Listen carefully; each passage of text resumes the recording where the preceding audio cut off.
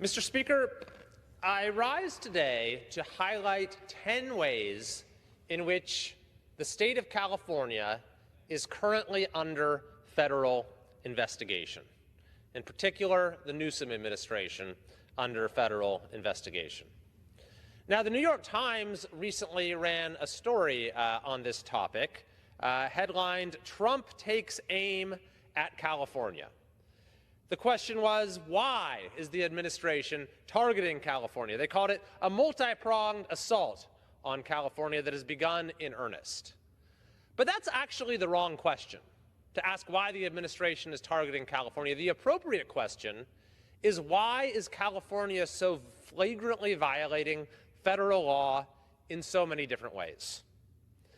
In the article, the junior senator in our state, Adam Schiff, is quoted as saying that the president has a, quote, partisan vendetta against California. Senator Schiff says that he is continuing to weaponize the federal government against California. Of course, that's not it at all. Protecting the civil rights of Californians is not weaponizing the federal government. It's what the federal government is supposed to do, what it's required to do under established law. You see, what Senator Schiff and others are so upset about is that they're used to one-party rule in California being absolutely unchecked. They are used to radicalism having absolutely no counterweight. They're used to our governor, Gavin Newsom, whose only motivation is his own political self-promotion, having a supermajority legislator and other statewide elected officials that simply go along with whatever he says or does, regardless of how much damage it does to our state and regardless of how clearly it violates federal law. So when the Times asked my opinion for this article, what I said was that extreme policies and unchecked one-party rule have lowered the quality of life across our state. All Californians will benefit from greater accountability. We need balance and common sense. So I wanted to discuss today the 10 ways in which federal investigations are restoring that sense of balance and common sense and assuring compliance with the law. Number one is on the issue of men in women's sports, where the state has continued to be defiant. Recently, the U.S. Department of Education's Office for Civil Rights announced a directed investigation into the California Interscholastic Federation because of its refusal to follow anti-discrimination laws related to girls and women's sports. This includes the possibility of allowing male athletes to compete in women's sports and use women's intimate facilities. Governor Newsom has received as well a letter from U.S. Education Secretary Linda McMahon warning the governor that California could lose federal funds if the state continues to allowing transgender athletes to play in girls and women's sports. As Secretary of Education, Secretary McMahon wrote, "I am officially asking you to inform the department whether you will remind schools in California to comply with federal law by protecting sex-segregated spaces and activities." She also wrote, "Allowing participation in sex-separated activities based on gender identity places schools at risk of Title IX violations and loss of federal funding." She says, "As governor, you have a duty to inform California school districts of this risk." Interestingly enough, Governor Newsom actually recently stated that he believes it's unfair what the state is doing, allowing for men to compete in women's sports, and yet he has taken absolutely no action to stop this unlawful practice. The second ongoing investigation relates to California's policy of forcing school districts and schools to keep secrets from parents about their own students, about their own children. The U.S. Department of Education's Student Privacy Policy Office has launched an investigation into the California Department of Education for alleged violations of the Family Educational Rights Privacy Act, known as FERPA, which gives parents the right to access their children's educational data. The California Department of Education, it is alleged, has abdicated the responsibilities FERPA imposes because of a new California state law that prohibits school personnel from disclosing a child's gender identity to that child's parents. So what happened in California is you have a number of school districts that have said that we're simply going to hide this information from parents. We're not going to tell parents if their child changes their name or changes their pronouns or anything like that. You then had some other districts that said, well, this is not right. We actually want to make sure that we're being open and transparent with parents. So they passed their own policies saying, no, our policy is that we believe that parents have a right to know this. What the state then did is started suing these districts, trying to get legal judgments against them, saying you are required under law to lie to parents about their children. Fortunately, those lawsuits are being rejected, but the state legislature then followed up with a statewide law saying that it is now the policy of the state that you are not allowed to communicate this information with parents, that school districts are not allowed to have any policy that allows them to communicate this information with parents. So think about the absurdity of this. In California, you have teachers are forced to use one name and one set of pronouns with a student in class. Then their parents come in for a conference and they're supposed to switch names and switch pronouns and doctor their assignments and the names written on them, which has actually been done in documented cases in California. Thankfully, this federal law is on the books, protecting the privacy right of students and the right of parents to know this information, and the Department of Education has launched a federal investigation accordingly.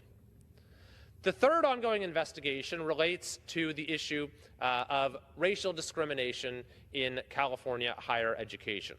The Department of Justice, under Attorney General Bondi, is investigating several California universities to assess compliance with the 2023 U.S. Supreme Court ruling that ended affirmative action in college admissions. Now, this is notable because not only is this now the supreme law of the land per the recent Supreme Court decision, is that you have to have equal access, but it's also the overwhelmingly expressed will of California voters. Just a few years ago, in 2020, the supermajority legislature tried to repeal an existing state constitutional provision that forbade racial discrimination in college admissions. So they put it directly on the ballot by a supermajority. They passed a measure to put it on the ballot, but the people of California said no. Despite the campaign for this initiative having a massive, I think, 10-to-1 spending advantage, the people of California voted 57% to 43% to say, no, we want to continue to have equality under law be the policy of our state. So this investigation by Attorney General Bondi is not only about assuring compliance with federal law, but is also going to protect the clearly expressed will of the people of California. The fourth investigation relates to the crisis of anti-Semitism at our universities. The Federal Task Force to Combat Anti-Semitism has announced that the Department of Justice has opened a civil pattern of practice investigation into the University of California under Title VII of the Civil Rights Act of 1964. The investigation will assess whether the UC is engaged in a pattern or practice of discrimination based on race, religion, and national origin against its professors, staff, and other employees by allowing an anti-Semitic hostile work environment to exist on its campuses. Attorney General Bondi said, quote, "The Department of Justice will always defend Jewish Americans, protect civil rights, and leverage our resources to eradicate institutional anti-Semitism in our nation's universities." We've seen over the last year and a half or so absolutely abhorrent, outright anti-Semitism at many universities throughout the country, including at California universities, which our Committee on Education and the Workforce did a lot of work to expose through a number of hearings. And while there have been some positive reforms that have occurred on some campuses, there are still many ongoing, very severe problems with these issues being aided and abetted in a lot of cases by university faculty and administrations. So this is an investigation into the full gamut of that activity. And then there's a related set of investigations that are looking at the extent to which students who are here on an international students are actually working to advance not only anti-Semitic but pro-Hamas type activity. We saw, related to all of these anti-Semitic incidents on university campuses, illegal activity as well, with illegal encampments that violate the law, violate university policies, violate the civil rights of other students. We saw buildings being taken over, and we have seen connections between these activities and the agenda of Hamas and Hamas-affiliated groups. So recently, the the administration has revoked about 100 student visas at universities across California, including the University of California at Berkeley, which is part of a broader assessment of individuals who are involved in activities deemed contrary to U.S. interests. Now, this is actually a pretty small number, 100 out of 140,000 international students that are in California, but we do know that there are people who are here who are not from this country who have participated in these illegal activities, because as the president's order cites, federal law bars non-citizens from being in the U.S. if they support terrorism. And so any connection with pro-Hamas activity falls under the purview of those statutes. Indeed, the executive order from the White House quotes the president as saying that his intention is to deport Hamas sympathizers and revoke student visas. In a similar vein, UCLA has been sued in federal court in a case alleging that it enabled protesters at an encampment to block Jewish students from accessing certain campus pathways. To the extent that folks who are here on a visa were involved in that sort of illegal pro-terrorist activity, the administration is doing an assessment to take appropriate action. The sixth investigation that is going on against some of the insane and potentially illegal policies in California relates to high-speed rail, which is the biggest public infrastructure failure in United States history. I was at the train station in LA, Union Station, a couple weeks ago, where we were with Transportation Secretary Sean Duffy announcing this investigation specifically into the federal money that has gone into high-speed rail. The review that we launched on that day will help determine whether roughly $4 billion in taxpayer money should remain committed to the proposed project to build high-speed rail in the California Central Valley between Merced and Bakersfield. I have also requested an investigation by the FBI into how exactly it is that California has so far spent some $17 billion on this project, which was approved in 2008, so we're talking over 15 years, and has yet to lay any track. At this point, even the New York Times has said the project isn't going to be completed this century at the current pace. The overall cost has ballooned to over $130 billion. That's more than $100 billion more than it was supposed to be. The whole thing was supposed to be completed by now, per the initial projections, but now at this point, even the first segment from Bakersfield to Merced, a very modest segment, they're saying isn't even going to be completed by 2033. And indeed, just last week, there was a report from the nonpartisan legislative analysts that there's another $9 billion funding gap, and they're continuing to rely on federal funding. So this is an investigation that is ongoing, and I fully expect it will result in those funds being clawed back and hopefully then used on infrastructure projects in California that will actually serve to move people and goods, will create jobs that have positive economic value, and will actually be helpful in improving the quality of life for folks in our state. The seventh ongoing investigation relates to California's cap and trade program. An executive order from the president has directed Attorney General Bondi to identify state and local acts that may be unconstitutional or preempted by federal law. And it singles out California's cap and trade program, which sets limits on greenhouse gas emissions and then has companies buy and sell credits. As the order says, California punishes carbon use by adopting impossible caps on the amount of carbon businesses may use, all but forcing businesses to pay large sums to trade carbon credit to meet California's radical requirements. What is the result of this? Even as we have seen gas prices that have gotten much lower across the entire country, Californians continue to pay astronomical prices when they fill up their cars. Indeed, California is now some $1.60 above the national average. We have the highest gas prices in the country, higher than even Hawaii, and the major cause of that is the state's taxes and regulations and other requirements, foremost among them being this cap and trade program, which adds substantially to the price of each gallon of gas. The eighth ongoing investigation relates to the homelessness crisis in California. California is the national leader in homelessness. It is not even close. We have roughly half the unsheltered homeless in the entire country, despite spending absolutely staggering amounts of money. Indeed, over the course of the last 5 years, we have seen $24 billion spent on homelessness, and homelessness has continued to go up significantly. A recent audit actually found that the state has lost track of the money and can't even tell you where it went or what outcomes it has produced.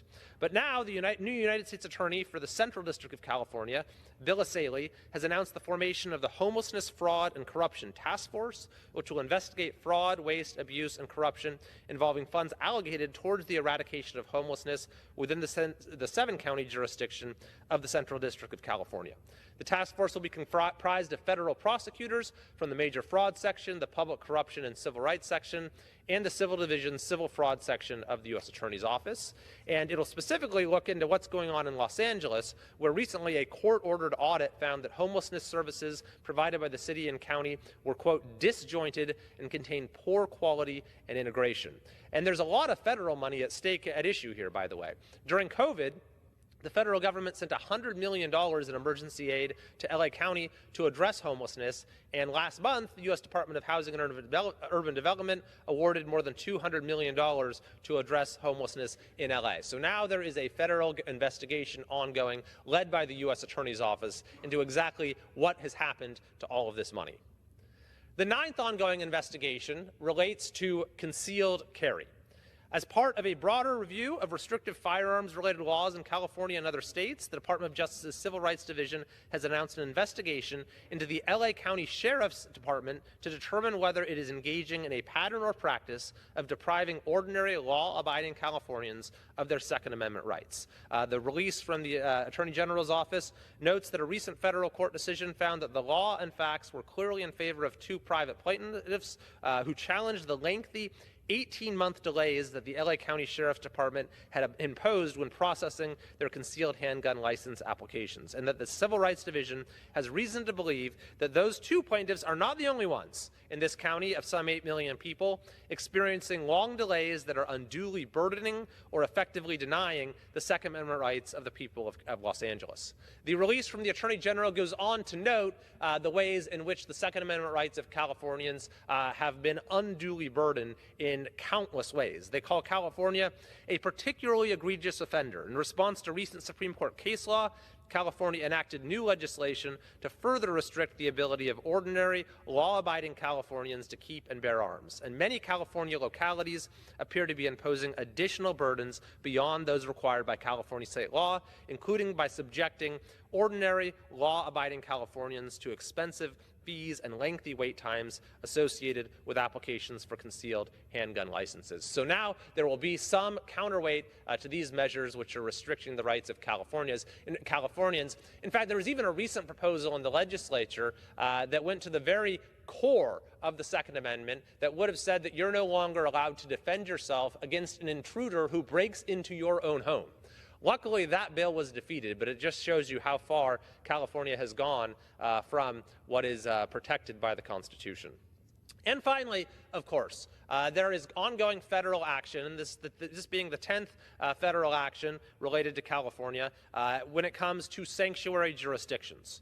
The Attorney General and the Secretary of Homeland Security, pursuant to an executive order from the President, are looking to the maximum extent possible under federal law. They're evaluating and undertaking any lawful actions to ensure that so-called sanctuary jurisdictions, which seek to interfere with the lawful exercise of federal law enforcement operations, do not receive access to federal funds. Further, the Attorney General and the Secretary of Homeland Security, per the terms of the order, are evaluating and undertaking any other lawful actions, criminal or civil, that they deem warranted based on any such jurisdictions' practices that interfere with the enforcement of federal law. When it comes to sanctuary policies, California has been the very worst offender in the country.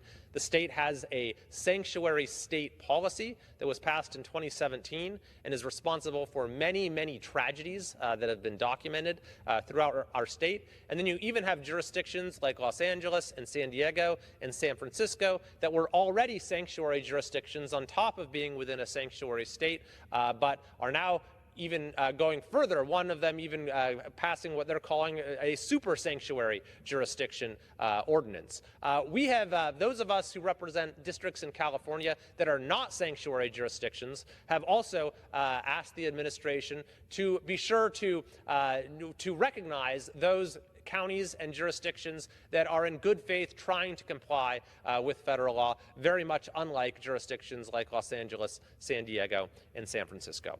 So these are 10 ways in which we see finally something of a check on the runaway lawlessness of the Newsom administration and a number of jurisdictions in California. And in Congress, we are very much a partner in those efforts. Indeed, I'm working on a number of measures here in Congress, in the House of Representatives, that are seeking to push back on the radical, harmful policies of the Newsom administration. For example, we recently introduced legislation to overturn Newsom's ban on gas-powered vehicles. I've introduced legislation called the No Medi-Cal for Illegal Immigrants Act, which will seek to preserve Medi-Cal benefits for American citizens at a time when the policy of expanding those benefits to everyone in the state illegally is literally bankrupting the system. And in addition to Secretary Duffy's investigation into high-speed rail's staggering failures, I've introduced legislation to assure that the high-speed rail project will be ineligible for any federal funding going forward. California has a long way to go towards restoring sanity, but these actions are very important steps, and I look forward to following these investigations as they protect the civil rights of Californians and protect our citizens against truly radical and failed policies.